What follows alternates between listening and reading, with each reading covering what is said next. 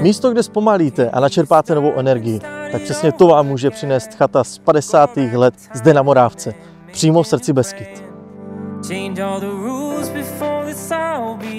Stojí na pevném kamenném základu a je částečně podsklepená.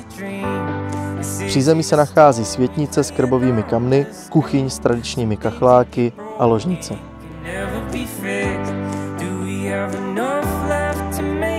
V patře najdete další 2 ložnice a balkón.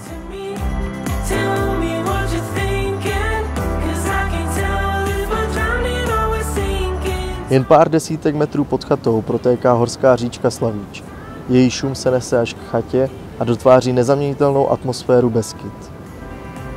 Najdete zde nejen klid a přírodu, ale i možnosti k aktivnímu odpočinku v podobě pěší turistiky či cykloturistiky.